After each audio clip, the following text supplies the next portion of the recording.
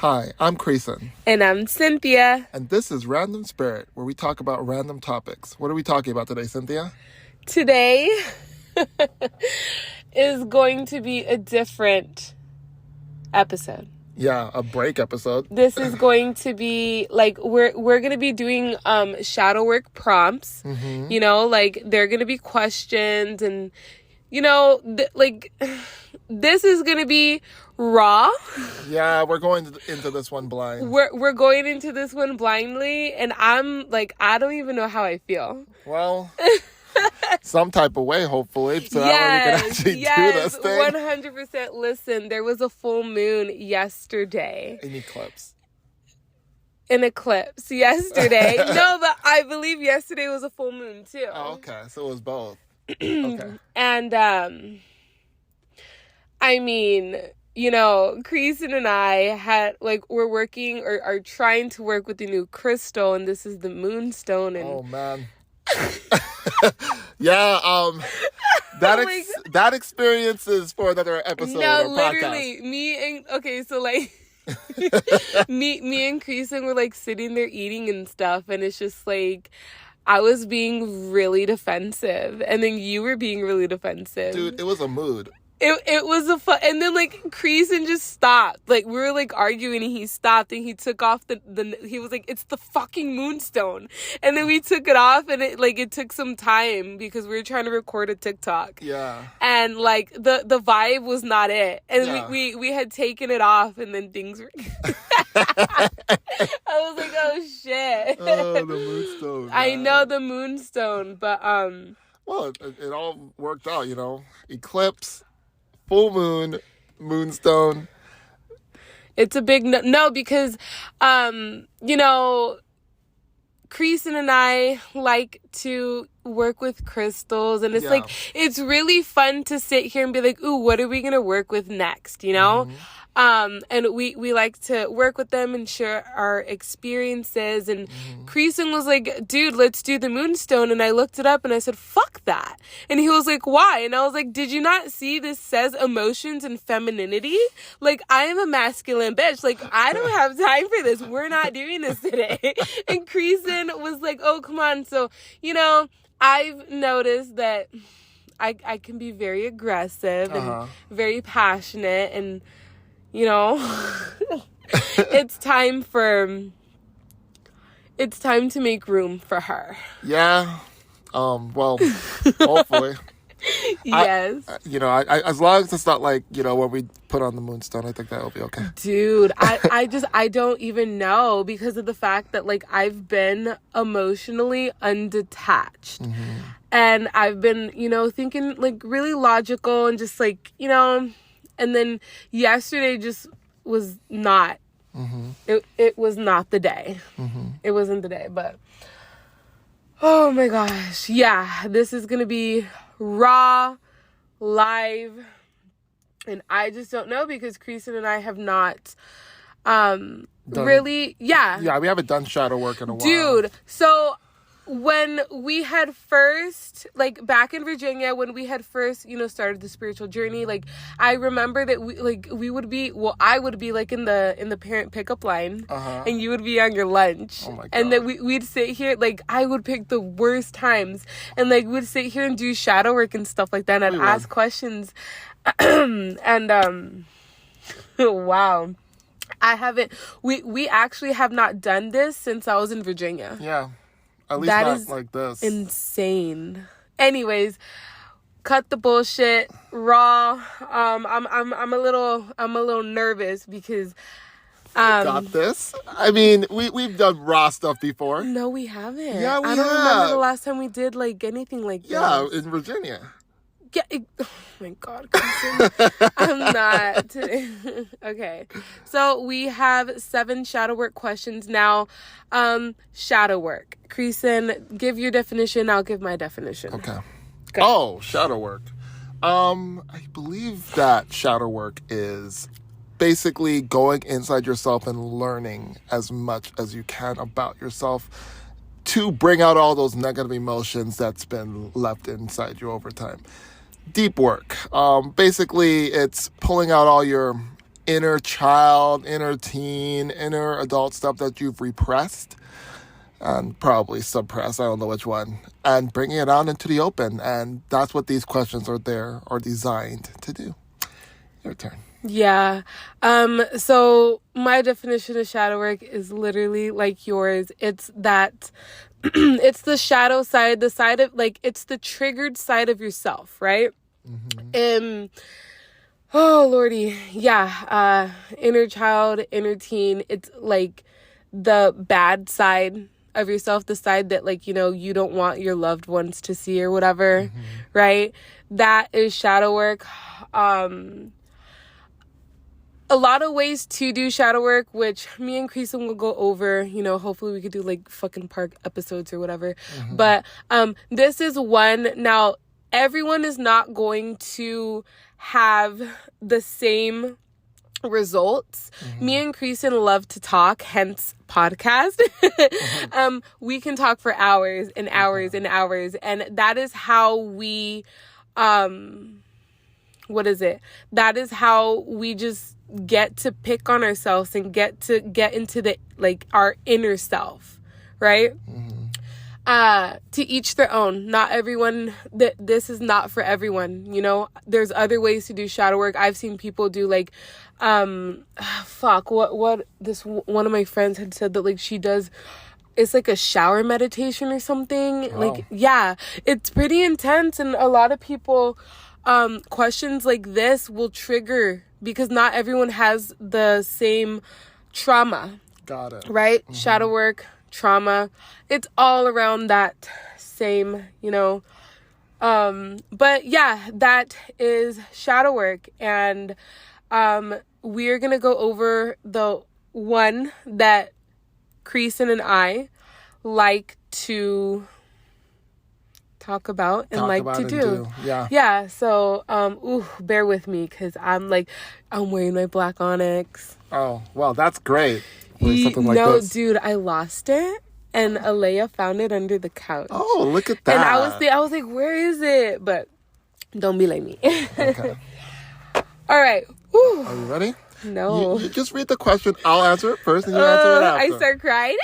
My family. Oh my God. Okay, so Creason. No, go ahead and read the question. I'll answer first. All right. These are just 7 questions. Like, people like to journal. You can journal. If not, have a friend, or you could do this by yourself too. Yeah, you can. Yeah. So, Creason, this is the first question. What do you want people to feel around you? Okay, very simple question. So I want people to feel relaxed, happy, and that's a very loaded term, and safe around me. Those are the 3 things that I'm aiming for. Whenever I do like trips or I go out with people, my main thing is to make sure that people feel comfortable and make sure that people feel as though not necessarily heard, but at least that they, are in an environment that they can trust. And I've always prided that ever since I was small, just to make sure that people are feeling good about themselves. So that's what I want people to feel. If people feel that is a different question. Yeah, so I'm going to throw a little twist into it. Is that how, do you think that's how people feel around you?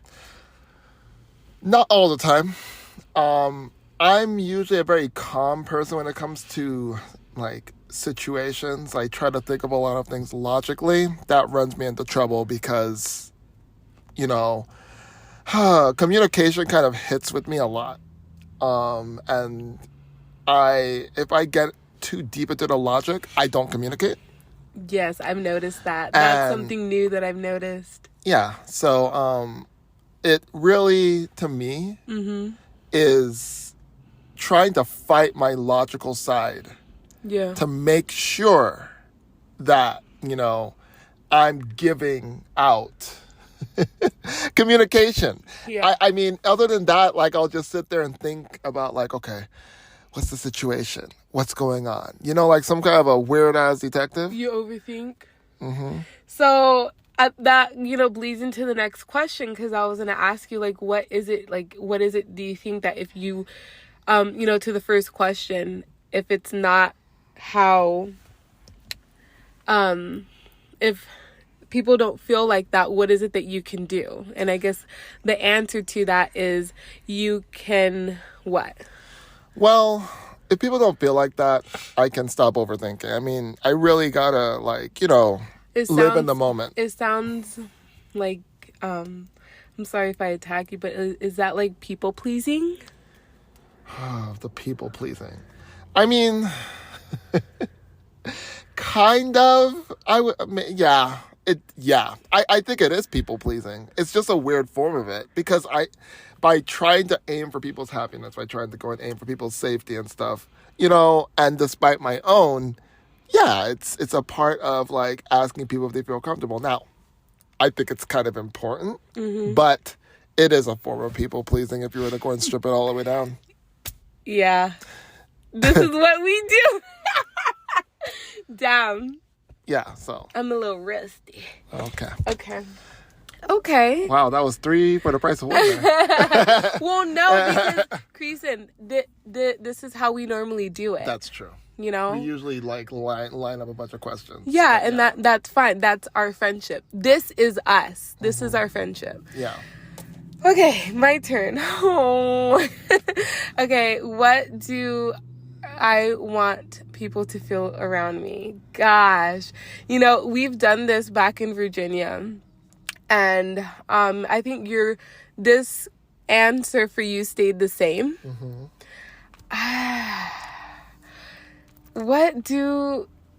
Fucking raw live ass shit. What do I want people to feel around me? I want people to feel like, just, content and happy. And I want people to feel no judgment. No judgment. I want them to, like, be themselves. That's how I want them to feel. And, what do you want people to feel around you?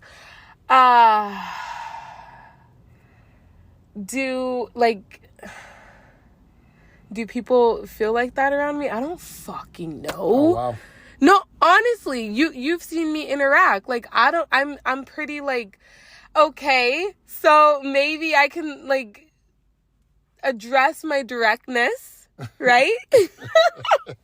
I've learned. I've always known, but, I've learned that I could be, like, what? Dude, you fucking told me yesterday what it was, that you were, like, I think I, like, hit you a wrong way, and you're like, dude, like, you're direct, like, you don't give a fuck. I think that's what you told me. Yeah. Directness, correct, is what I said. I could work on that. You can work on your directness? I thought that was just your personality trait. It is, but I'm still trying to learn me. Okay. And I'm still trying to figure myself out. And the directness, I don't know. You the way that you've always stated it is that you let people know how you feel, and that's it, For me, I let people know how I feel, but I'll judge the situation a bit before I actually do it. And then, like before, I learned some things from you too. And a different friend that I had online that told me the same thing. Yeah. That, instead of beating around the bush, just be direct and tell me, like, what's going on. That's how I am. That is how I am. But, yeah. Yeah, in my case, like, I survey the situation and I try to read the room before I actually go ahead and do it. And in your case, you don't understand that. So it's like, why don't you just tell me? Well, it depends on the situation. Yeah, for me, like, I'm always trying to read. No, because I can't stand when there isn't, like, say, with you and I in our friendship, or, like, with anything, like, I want to get to the point. I don't have time to sit here and beat around the bush. Fucking tell me what the fuck you're gonna say. Like, you walking on eggshells, that was, like, 3 years ago, Cynthia. But yeah, I hope that, I don't really associate myself with a lot of people. My social life sucks. Look, it really does. It really does. You are a friend that I see like every day right now here. I have another friend that I'm, hanging out with or whatever. I've seen with her that like she can be herself. She told me, "Oh, well, I can't talk about certain things with other people." That makes me happy. So like a lot of the times when I do readings, a lot of people are like, "Oh, like, I can't talk like this around like other people." It makes me happy. So that's just question number one. Imagine how long our conversations go. Oh man. All right. Well, if we hit the minute mark, then we can just stop. It's all right. Yeah. Okay, Creason, what is the worst feeling? Well, the worst feeling that I've ever had was the loss of someone. And I feel that feeling really, really does get down to my core. Because, in my case, people, when they're not coming back and that sets in, it's one of the hardest things to deal with. So instead of me dealing with it, I usually just, say, oh, they're a spirit somewhere, or, they're watching over me, insert line of like, they're still here. Because it's the fact that like, you're never going to see someone again. They're never going to be into your life again is hard. It's funny because like the other thing that causes this feeling is ghosting. Like when you get ghosted, that's another form of loss. It's like loss without closure, and I feel that that's like the same thing that happens. It's not like I need closure, it's that without the closure it's worse. Yeah. Because like a lot of people in today's like, dating game like decided that instead of going in and like confronting you and telling what's what, it's just easier just to let you off easy. I've seen that all over social media.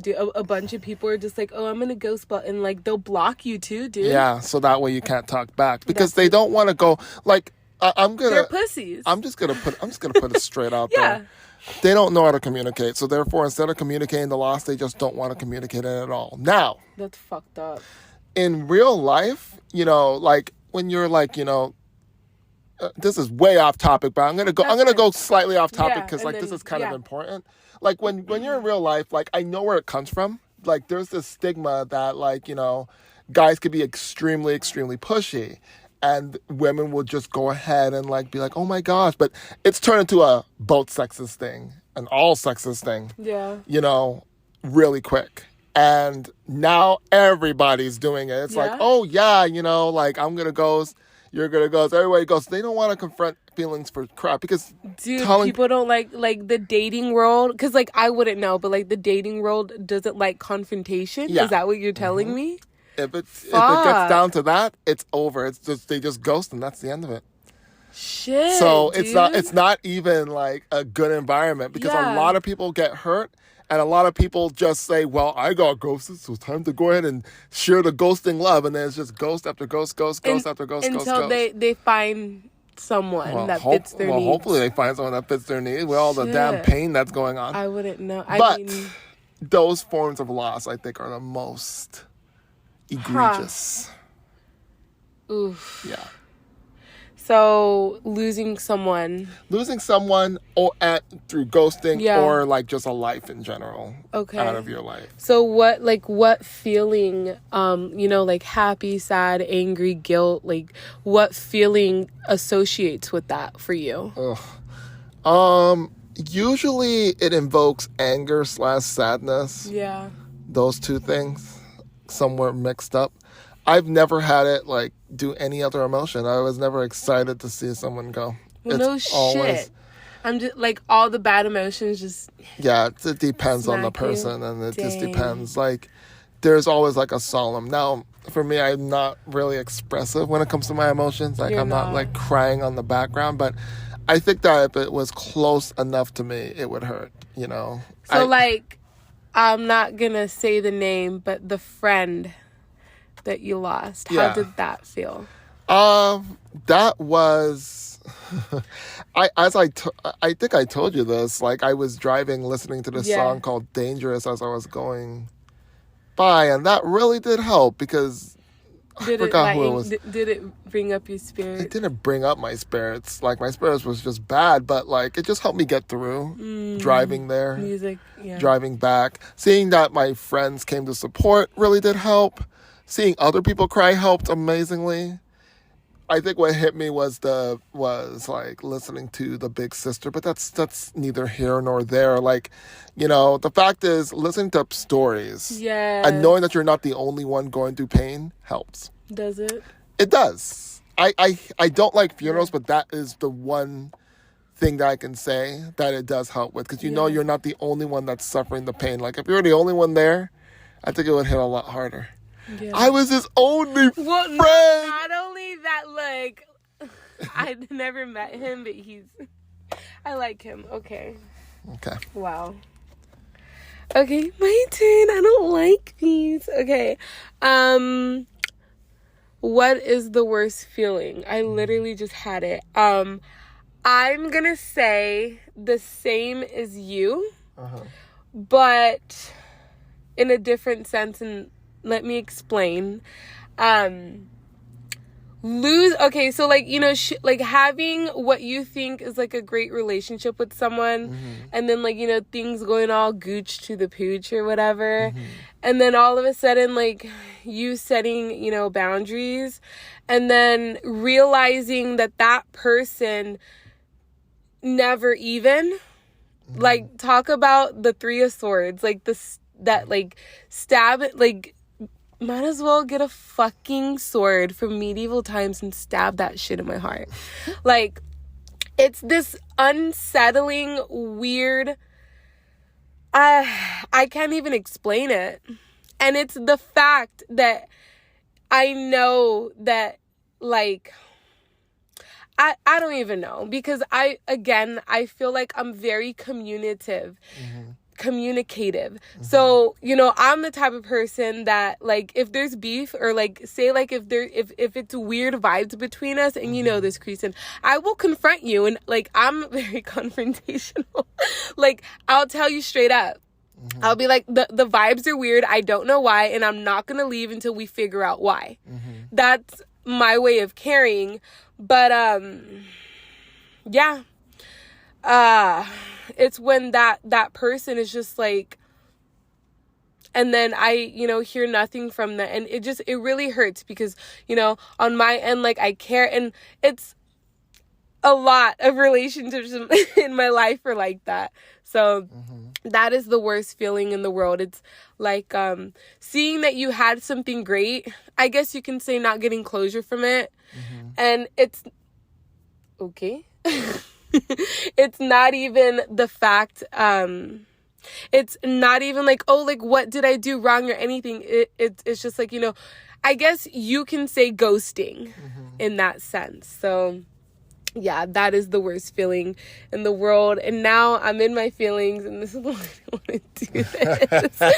Yeah, because right before we did this, we were thinking about what we were going to do. We were going to do, like, you know, the journey questions. And I was like, you know what? Fuck it. Let's do shadow work. Hey, okay. We're 2 out of, I don't even know how much we have, but 7. Yeah. Okay, so Creason, have you ever treated a person in a way you regret? Okay. I mean, Ooh. Yeah, like, so, yes-ish. See, the thing about it is that I don't have major regrets, but I always think about, could I have handled the situation better? There is one person that comes to mind on this one.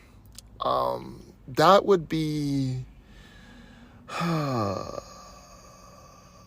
I would say Zav, partially. Your brother? My favorite Capricorn. Yeah, like, I think in some cases, I could have went ahead and did things a little differently. I was at a time in my life in where I was stressed out.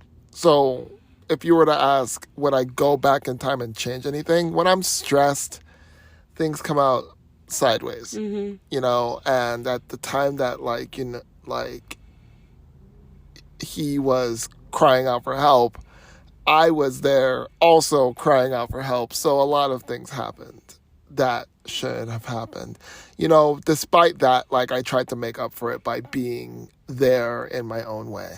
I don't want to go too deep into the situation. I mean, like, it was a basic internet thing, like, I wanted him to stop.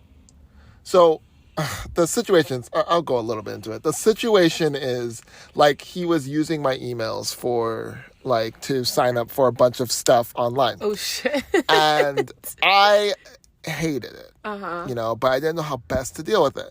So I was like, okay, he's not stopping this. How do I get him to stop? Yeah. And the decision that I made was, I was like, okay, he wants to sign up for all these sites.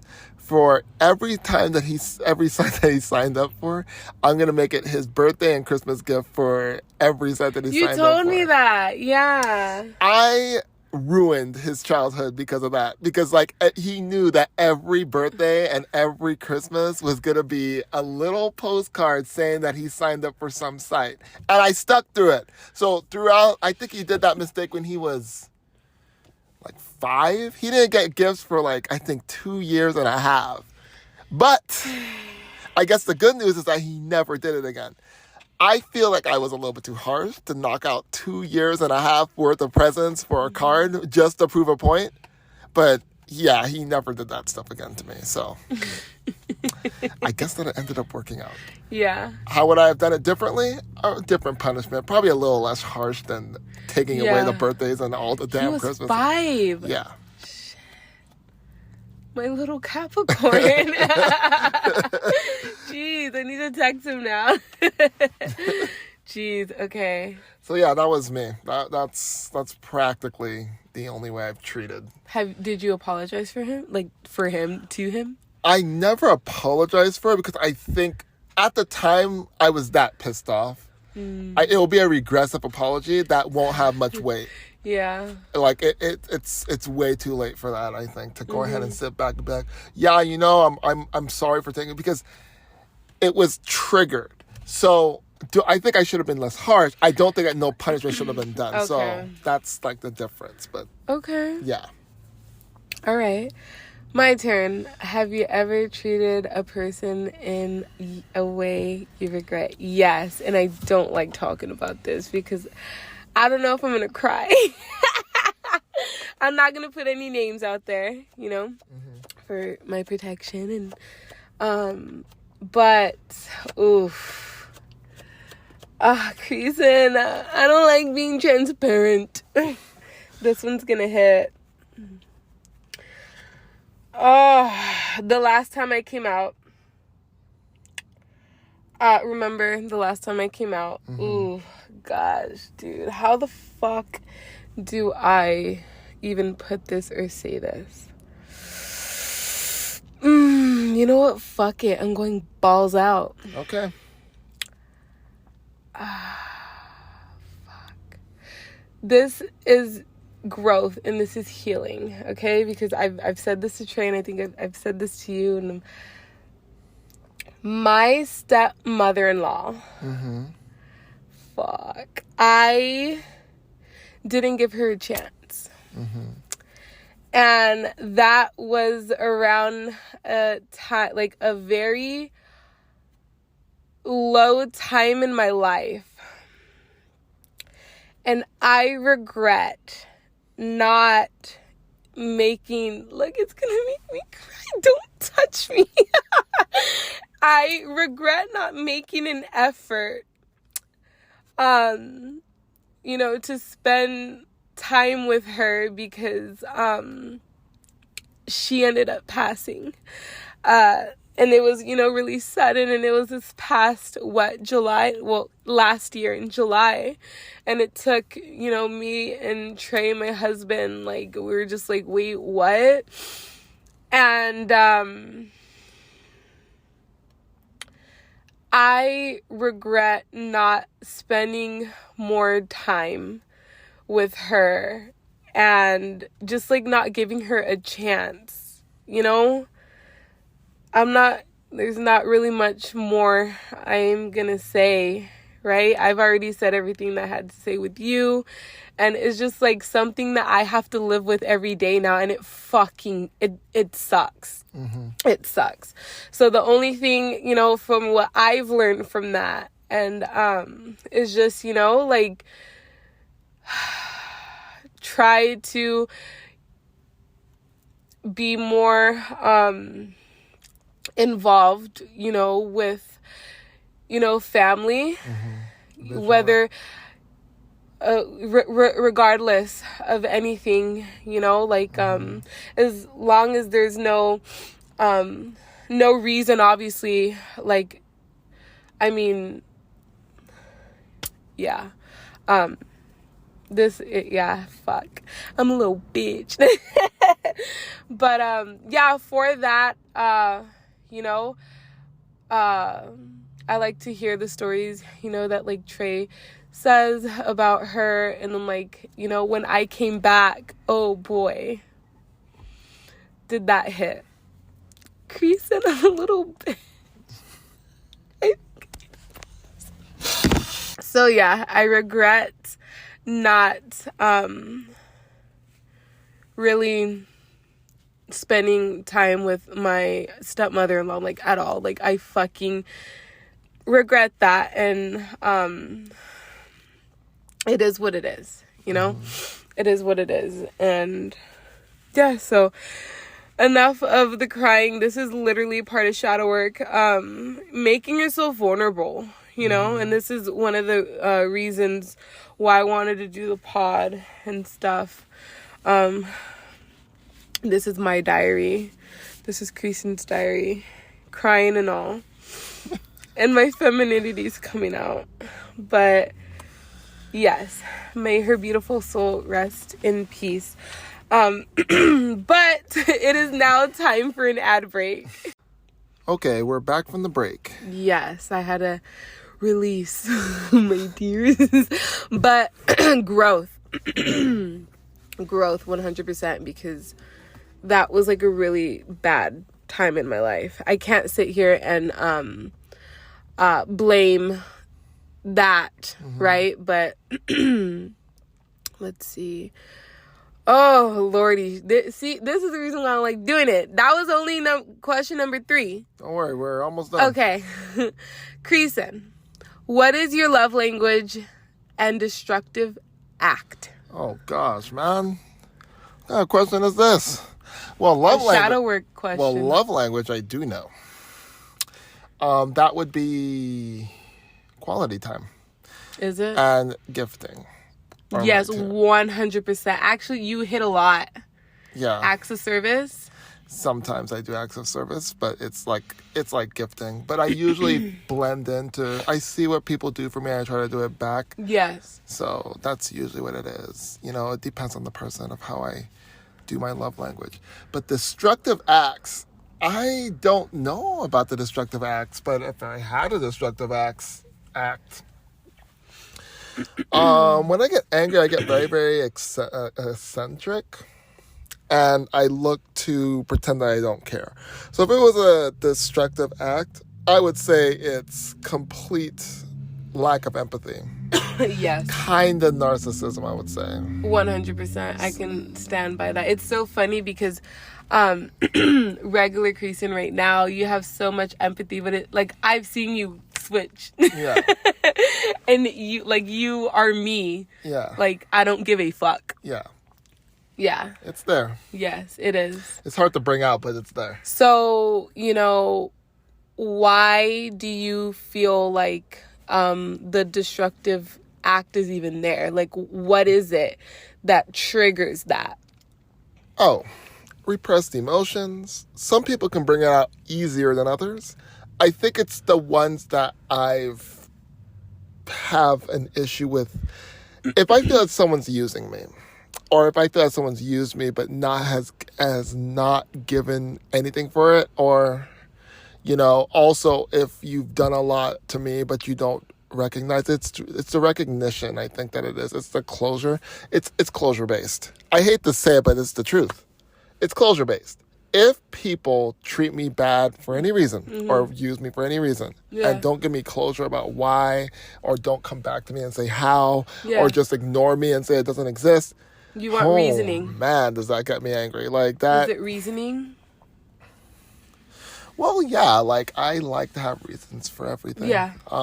It's funny because it's one of the things I fucking hate about you. You will not take no for an answer. And Creason will be like, blah, blah, blah. Or like, why are you blah, blah, blah? And I'll be like, I don't know. And then he'll be like, but why? And I'm like, I don't fucking know. Yeah. Oh, shit. I am well aware. Yes. I could be very, very a nuisance, especially if I'm trying to get information. Because You're very pushy. Yes. In my case, like, you know, understanding is my biggest thing. You know, like I want to understand, and understanding is hard when it comes to people because, you know, sometimes people want to share, sometimes they don't, sometimes they're like, you know, and I spent a lot of time, I was like, well, to sedate my need for understanding, I'm just going to go ahead and study a bunch of psychology and stuff. When I first did it, when I was like, I think I was 10 when I got interested inside it, it was like a joke. But after a while, I was like, wow, if I know how, you know, this stuff works, then I'll be like, you know, I won't have to ask as many questions. Because for me, like, that's what I thought was my key.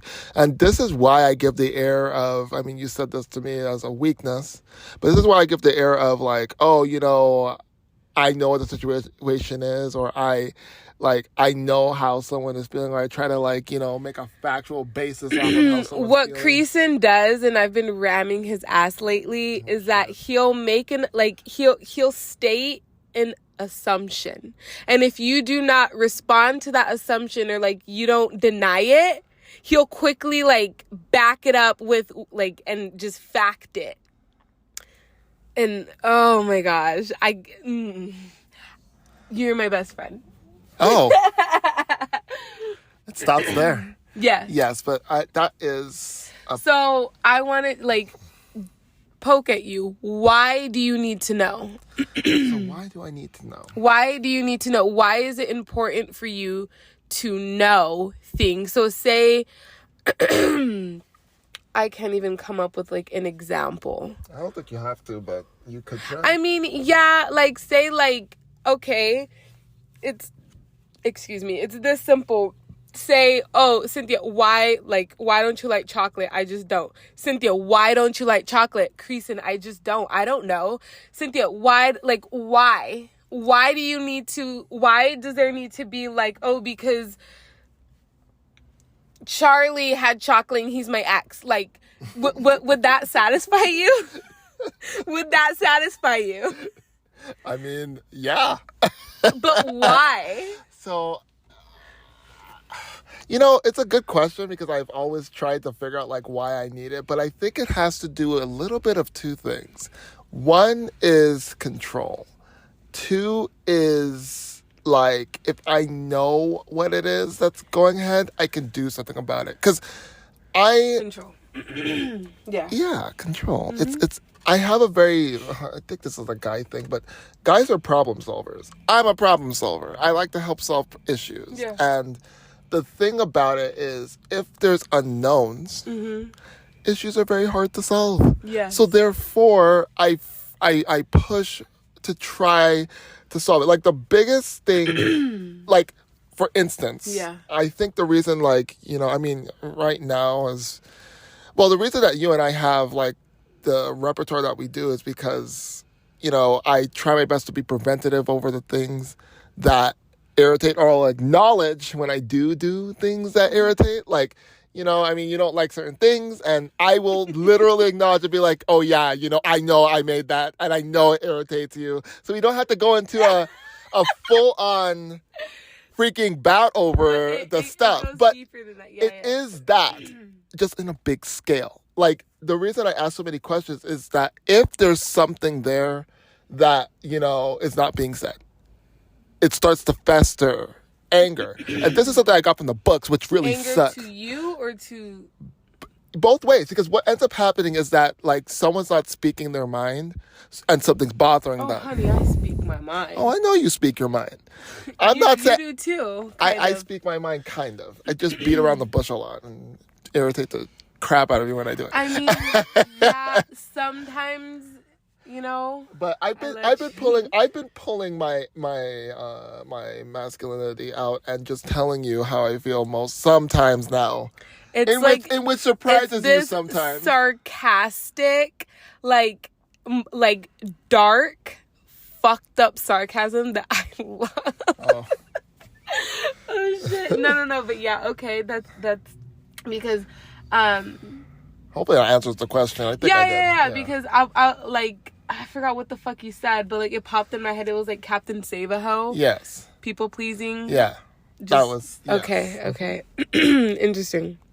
All right. So, what is your love language and destructive act? I have a lot of destructive acts. Okay. But... Well, we'll start from the beginning. Stop.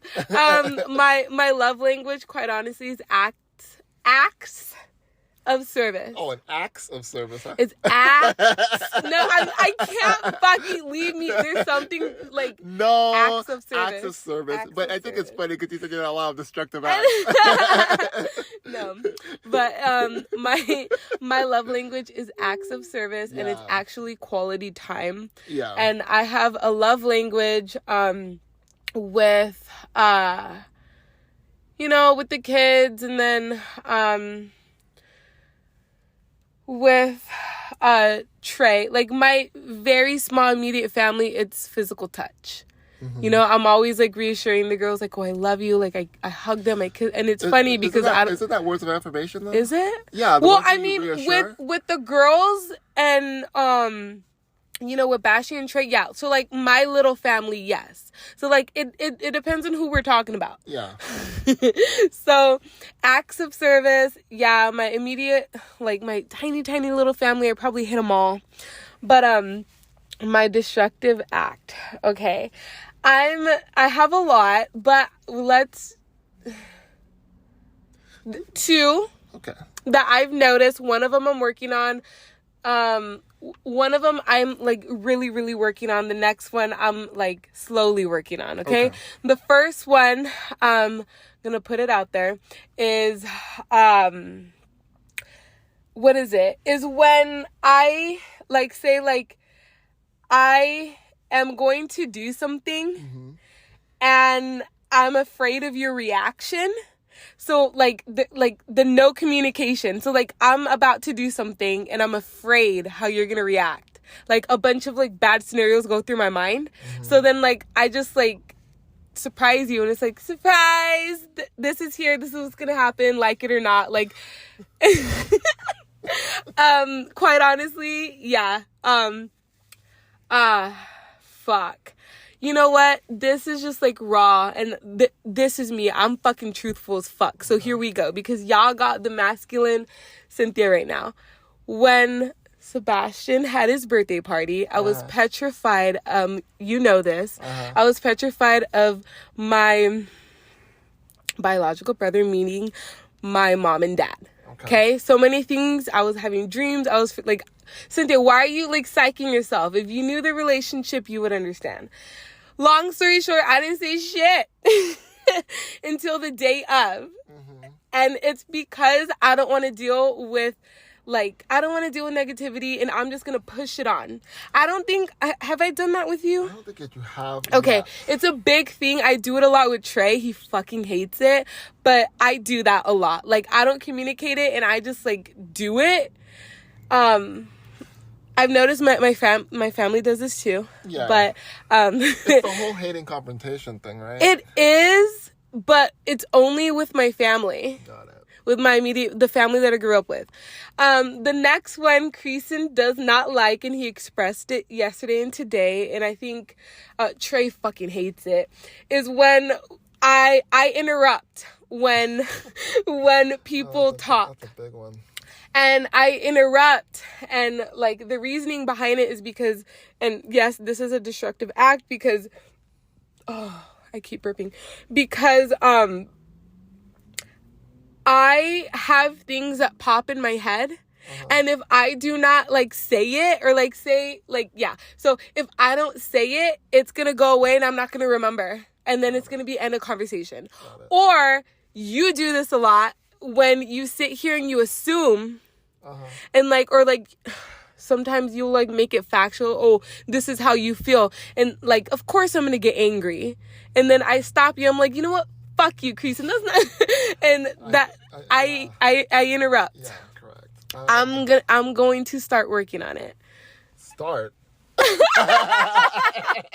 I'm gonna start working on it. Wait, you should have been working on it this whole fucking time. Working on it all this time? No, I do it with the people that have like. Actually, now that I'm thinking about it, I only do it with you and Trey because you guys are the two people that I talk to on a daily basis. I see. And actually have like deep conversations. Got it. Okay. So, yes. Those. I don't have anything to add to that. You know, I mean, I think the first one that you stated is, you know, confrontation fears. Like you don't want to deal with like what people say. That's someone confronting you, you know, about the actions and stuff, and then you surprise them. Yeah, but the thing is it's like it depends on the situation. If I feel that if I feel like there's going to be a big blowout, and I'm like psyching myself out, which I do all the time, that's what I'm gonna do. But it's very important to like note that it's just with my family. Okay. It's not with Trey's family, and if I did, I'm sorry, but it's with So. Got it. Okay. Fuck. Wow, we are getting somewhere with this. I know.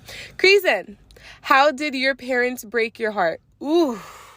Come on, like if we're doing shadow work questions, do we have to do these This ones? is actually shadow work, and this is, you know, I'm going to tell you it's because of the fact that it's kind of like calling yourself out and like you're getting deep and...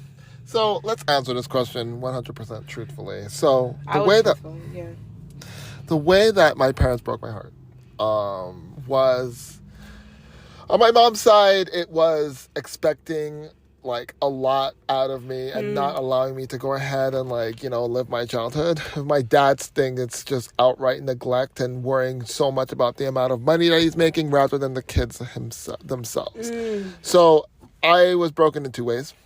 My mom was a little less egregious, but it's still there, you know, and that's the part that I'm trying to learn to live with, is that like, you know, I kind of gave everything a pass because, you know, like, I was like, oh, you know, at least I got caring from one side. Because, like, the thing about my dad is that, like, he would act as though he doesn't care at all sometimes. And it would really hurt because, like, he would be like, why is everybody else better than you? Well, it's not even like that. It's more of the fact of, you know, you're not like the other fathers that would go out and try to go ahead and like, you know, play catch or something. You're the type of person who will be like, why didn't you catch the ball already? I don't need to be here for you to go in and learn. And that really did hurt. And then if you combine that with my mom being like, well, you know, your father's not doing this and your father's not doing that, so I have to step up on the plate. And Chris, I need your help in order for me to step up the plate. It really creates a perfect storm of where, you know, I ended up having to go ahead and foster a lot of roles when I was young. So, yeah, it was hard. I didn't have a lot of role models to look up to. And I still feel as I don't have a lot of role models to look up to. But I do the best that I can. You know, I try to live a life of where, you know, I'm learning. The spiritual journey stuff is new, teaching me a lot. It's difficult for me to go ahead and talk bad, especially on a podcast, you know. Like, I don't have any ill will towards what has happened with my fam, but I could tell you that they've expected a lot out of me when I was younger, and still up to this day. I've been a shining beacon light of, you know, what, you know, people are supposed to be doing. And I still feel all my siblings listen to me, like, to the extent, and we have a good relationship because I have always fostered a lot of communication between us, and I always said that we should continue to be close. And yeah, I think that's that, and the fact that my brothers and them like saw how I reacted to certain things and how I ignored like most of what my parents would say, and how I'm showing them that like I'm not afraid of my dang parents, like yeah, like so far so good, but there's still a lot more that I have to do in my life. Like it's not just one thing and that's about it. So that's all I have to say about this. Do you feel topic. like you are a role model to your siblings? Yeah. Yeah. And therapy time, how does that make you feel? Oh, God. I didn't necessarily want to be like the golden child of the fam. I had my own things that I wanted to do. I just, it's one of those like it's too late type of things because I spent so much time doing other things. Like I loved basketball when I was young. I wanted to go ahead and actually like play enough to go ahead and join a team, but I couldn't. So I would always be like, you might not be able to join a team, but at least you can go and do this. I'm a very competitive person. I love competition. When I went to college and I said that F everybody, I spent a lot of time trying to go into tournaments and stuff because just to get the feel of competition. I'm a very competitive person, If I think I had the chance, I would do things a lot differently, but I'm smart enough now to know that like even like in the future if I ever have like any young ones, I'm not gonna push my agenda onto them. Like I'm not gonna be like, oh, I didn't live my life, so you guys are gonna live my life. I'm not gonna do that shit because that is how you end up with a situation like mine. I would rather just sit there and like support them in whatever they find a liking to and let them decide on what they want to do. I might not have like gotten the chance to do it because like both of my parents were too wrapped up into their own lives. But like, it's not a tragedy because I feel that I still accomplished some stuff that I wanted to do. I still, went into tournaments. I still went into expos. I still did art. I still did music. I did a lot. And I'm happy for that. Like I threw out the fact of like they didn't stop me from doing what I wanted to do. I got into what I wanted to get into and I did what I wanted to do. So yeah, that's my thought on it. Okay, I'm just going to add one of the things that I feel like should be really important for you to know and remember. And if anyone can relate to Creason, I'm just going to say this, is that like, I feel like these questions are great, especially like with shadow work, because of the fact that I got to the bottom of why you don't like to sit here and like you like to say like ill will and talk bad, but the thing is that like they're your feelings. Yeah. Right? So, we've had a lot of sessions and shadow work sessions with each other, and like I got to the bottom of it. Well, I not like the bottom, but Very close to the bottom. Yeah. I'm an advocate for feeling, and I'm an advocate for emotions, and I'm an advocate for like, talking to me is a safe space because you can say whatever, like make yourself vulnerable and you can say whatever and there's going to be no judgment here because of the fact that your feelings are valid. Mm-hmm. Right? And that's the one thing that, like, it's just like the one thing because as you can see, it caused a lot of repression, suppression, whatever with you, mm-hmm. And you were tough to crack. You were really tough to crack because you would like get irritated with me and I was like, Creason, and then you popped. So how did my parents break my heart? Is that what it said? Yes. How did your parents break your heart? Plain and simple. My parents did not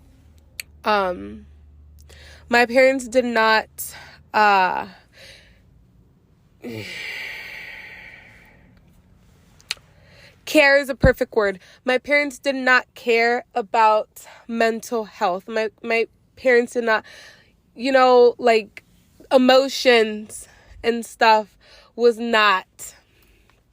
And that's how they broke my heart. Is I don't know how to deal with emotions, and I was not taught.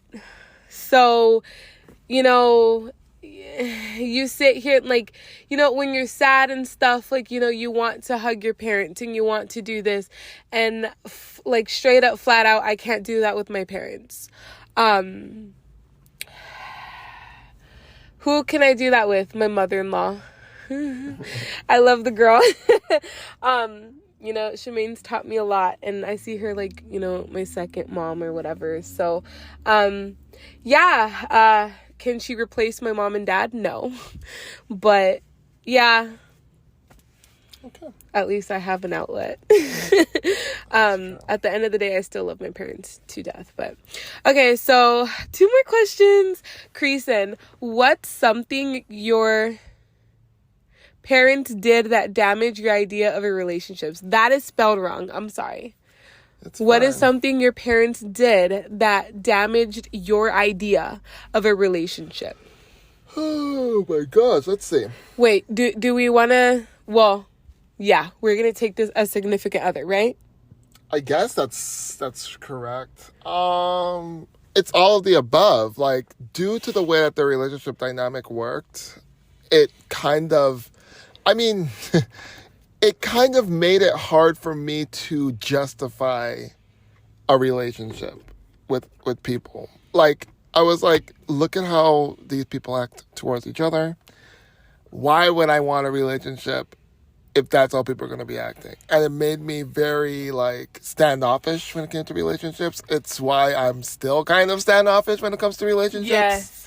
Yes. Of where I'm just like, I don't really care if I end up starting one or if I don't. You have your goals.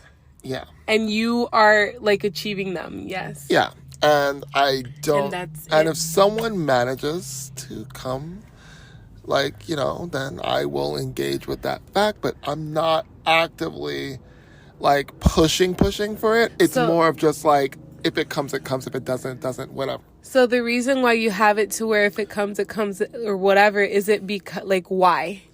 Because, like, you know, I saw the way that my parents acted, and I'm like, I don't want that noise. Like, basically, they've done the opposite. Like, I'm not there like, oh, I need a relationship. I'm more of just like, whatever. Like, it's the previous question. Like, you know, it's the fact that they cared more about themselves. They didn't care about, like, you know, whatever. I'm like, if that's how I'm going to turn, what's the point? I want to be a person that cares.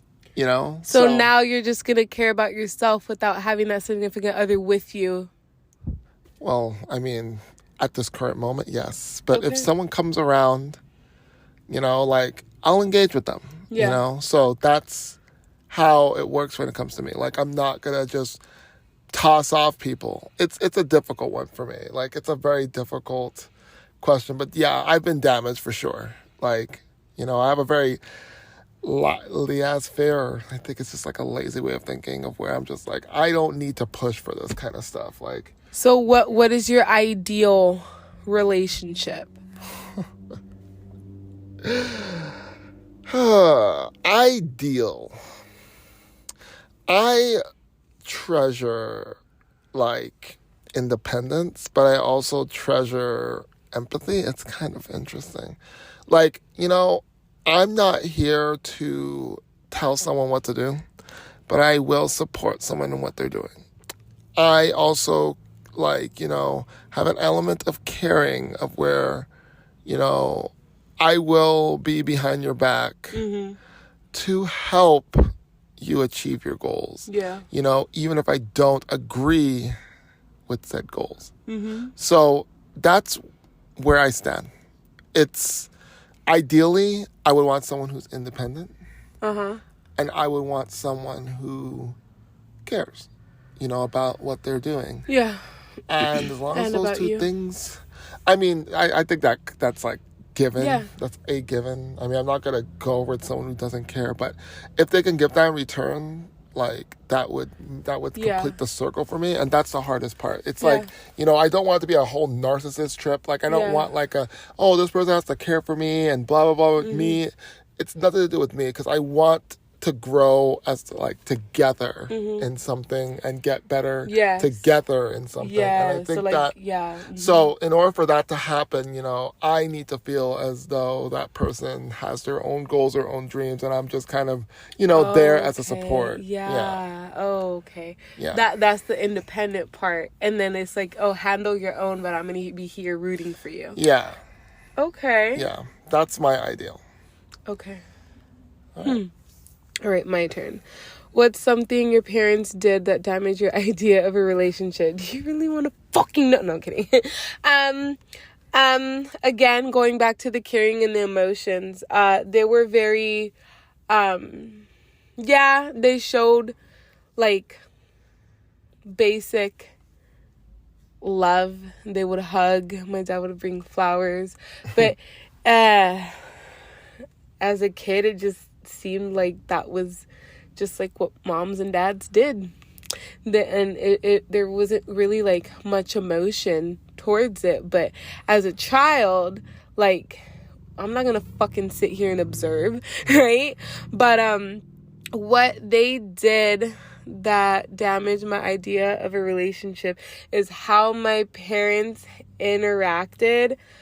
I can't even really like I can't really remember.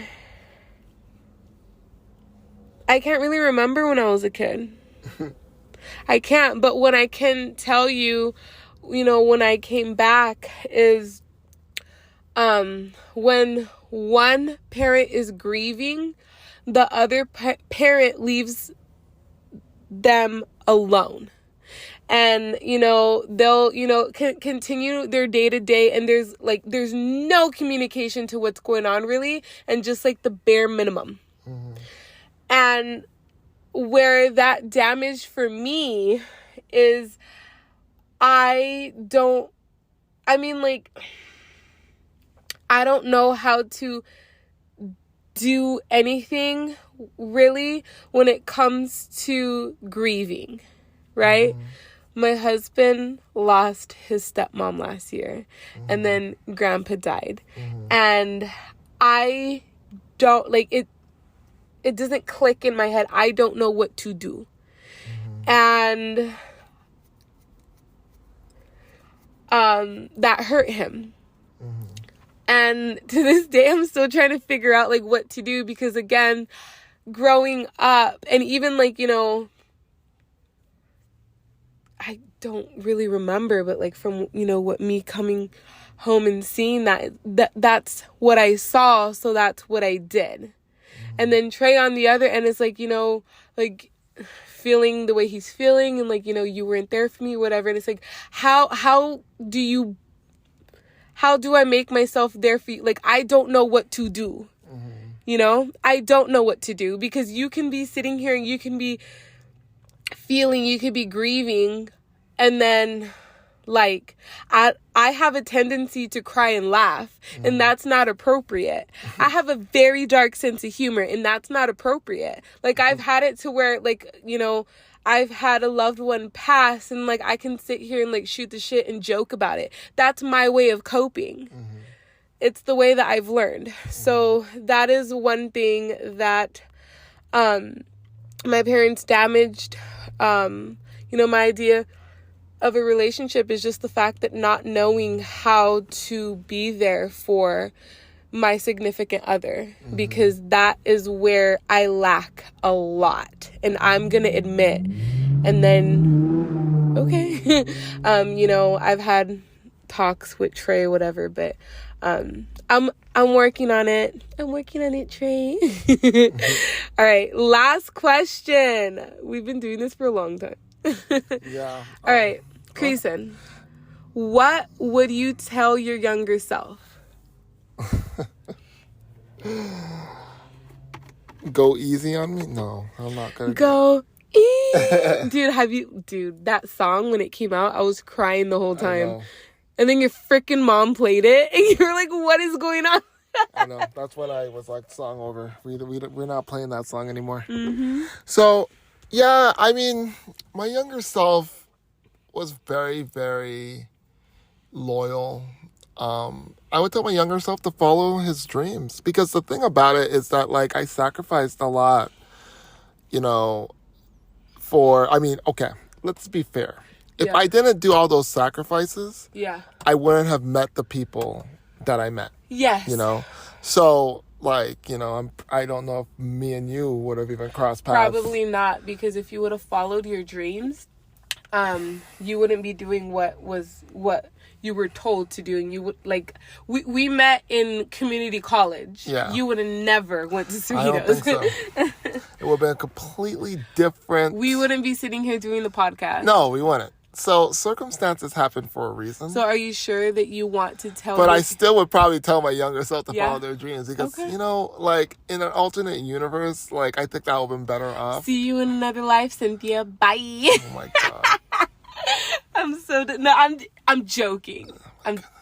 Yeah, I know. You know how I am. But yeah, like, that's the thing, because, like, that's the thing my younger self did not do. I was so enamored and, like, I gotta do it for the family.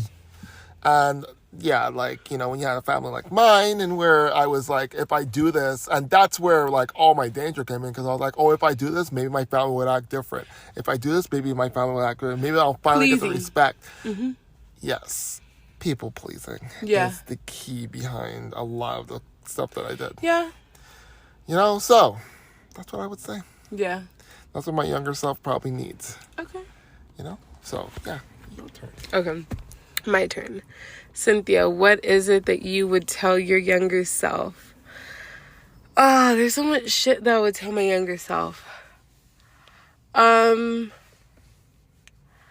I would tell my younger self, I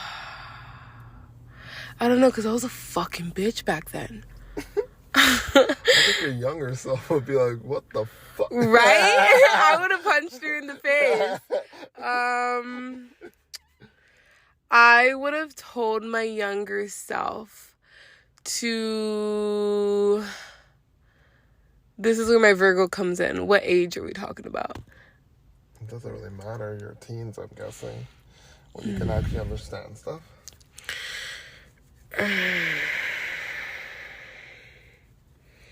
No. No. Younger than that. I'm going to go for younger than that. Okay. What I would tell my younger self, that would save a lot, is the fact that I would tell my younger, I wouldn't say Chiron, but I would tell my younger self that you are worthy. Don't ever let anyone tell you any different. You are deserving of love. You are beautiful. Like, a lot of, like, affirmations. Maybe my stupid ass would like words of affirmation. And honestly, the fact that I would get closure in the future with finding my biological family. And just like to stop stressing over it, and just the big, like, you're beautiful, you are fucking beautiful, and stop beating yourself up, like, and just not like a huge sneak peek of, like, the future, but just be like, you're gonna find someone, like, you're gonna have a little family, like, it's gonna be okay. Stop beating yourself up, though. Right? That is what I would tell myself. So now it is time for a card pull. And do you have anything to say to wrap up for this shadow work? Yeah, like, I think the wrap up, shadow work questions are hard. I mean, that's the one thing I did learn about doing shadow work, is how difficult shadow work actually is to do. It is. You kind of have to put your big girl panties on. Yeah, and be willing to go ahead and be vulnerable. And vulnerability is one of the hardest things about shadow work. It is. But it also helps you learn, and does help you get out a lot of repressed emotions that you had just dived inside your body. So, yeah. I just want to put it out there again. Not everyone is going to be comfortable with questions. This is just, something me and Creason Yeah, we said we were going to do it. Yeah, so and this is how we notice, like, I don't want to say flaws. This is how we notice our destructive acts, and this is how we notice our bad habits. And then we sit here and we ask ourselves, are we ready to change that? Yeah. And then, we're Virgos. So we sit here and we take, steps, and then we take steps, and we just go step by step. Yeah. We just go with the flow until we get these questions done. Yes, but hold. Yeah. All right. So, Creason, what was the one that we did? Take and give? I think it's take and give. I think it's take and give. Yep. Okay, take and give. Creason, I'm going to be reading this for you, okay? All right, so the take.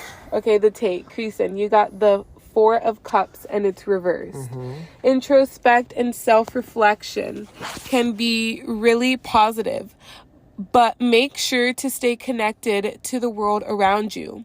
Learn from the Bowler hat guy, isolation isn't good for you. Take a moment alone to check in with yourself and gather your thoughts, then pick up where you left off. Yeah, so, all right. I've been in a very, very weird spot recently. And it's all over the place, work and otherwise. In my life, I'm dealing with a lot of, I would like to say, negative energy and negative emotions internally.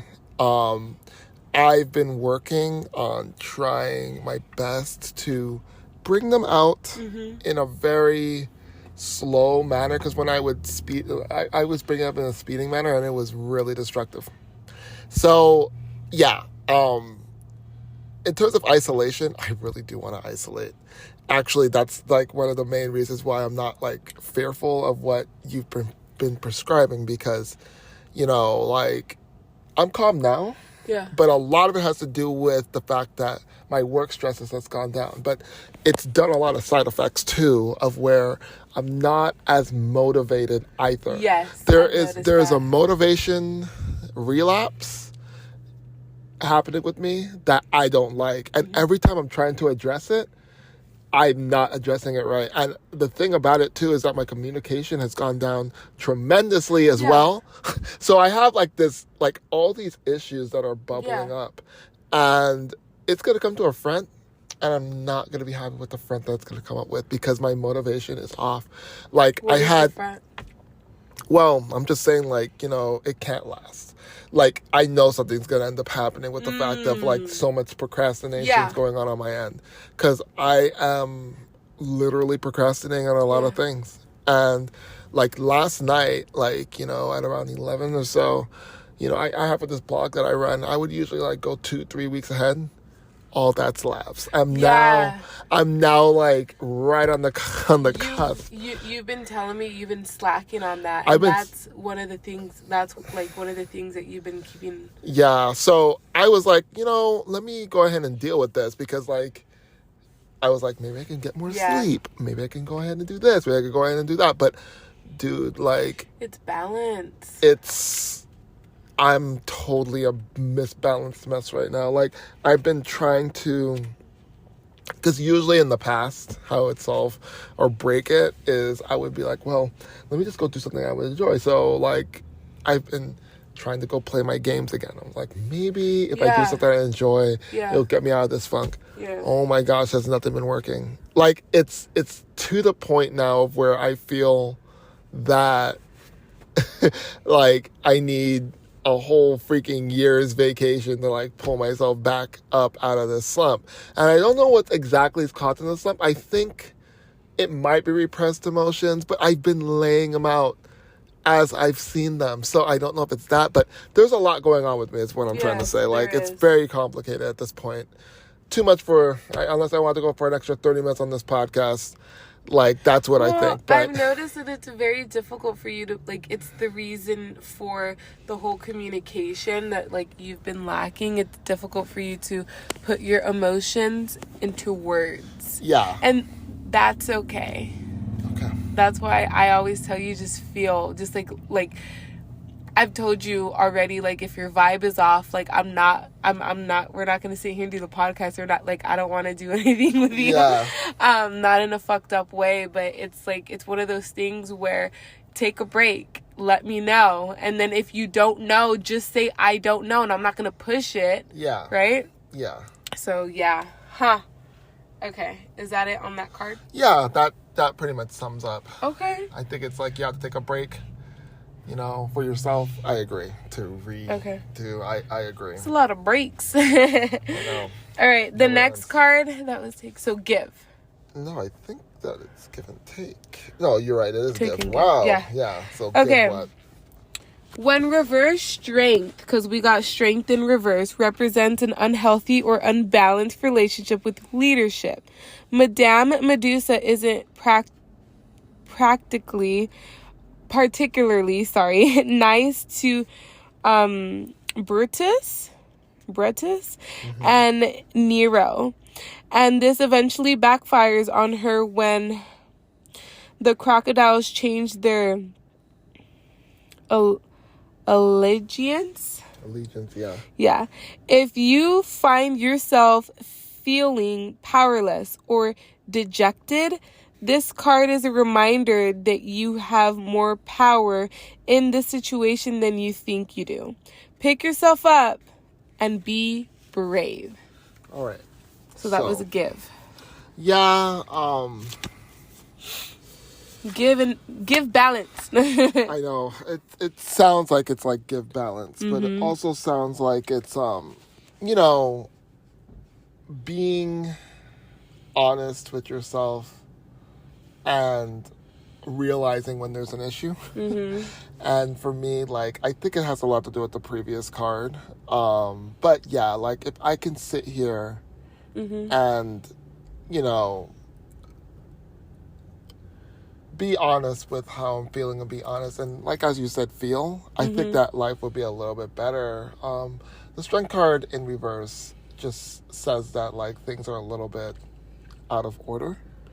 And you just need to sit there and, you know, retain order. For me, I'm having a hard time figuring out why everything's out of order. I just know that there is something brewing, and I don't know exactly how to deal with it at this point. This is where I feel like your weakness is, where it's like you're crying for help, but you're not. Yeah. And I don't know if it's like it can't connect. I can see that you're crying for help. Yeah. But you don't even know that you're crying for help. No. I think that's like the weakness right there. All right. So that's my card. Cool. Okay. I took a picture. My quads. Okay, my card. So, we are not growing. This take, right? Yes, let's take first. The take is death in reverse. Fuck. All right. So when the tarot card death is drawn reverse, it indicates you're resisting a necessary personal transformation. Do you have a bad habit you know you need to break? Maybe you're having trouble moving on from something or someone in your past. Death, when reversed, reminds you that you have to let go of the old to embrace a bright new future.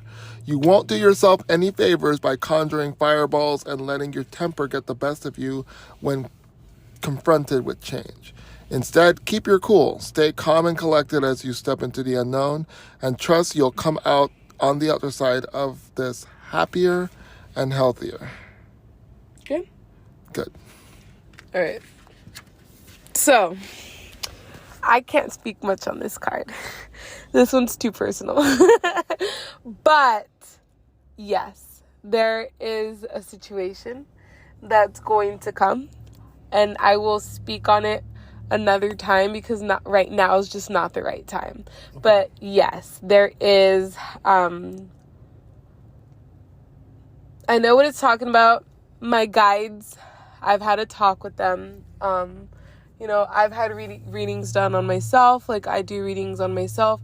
I, you know, talk to my guides through dreams and meditation and stuff like that. And they're ready to push me, but there's just something stalling me. It's more of a stall. I know it's gonna happen, and I know it's gonna go, but I need to let it stall because I have to wait for something. But the next card, that was give, or that was take. That was take. Okay, take a break. Okay. The Wheel of Fortune in reverse.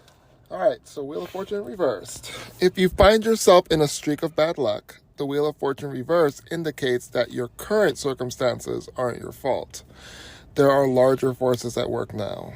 It may feel like things are out of your control, but there's a silver lining to this tarot card. Nothing lasts forever, even bad luck. Curses can be broken, birthrights can be restored, and kingdoms can be made to flourish once again. Hang in there and wait for the Wheel of Fortune to spin once again in your favor. Again, I can't speak on this much. This is something very, very personal, and it's kind of life-changing. And all I can say is, like, the death in reverse and the whole transformation thing, I have to wait for something. And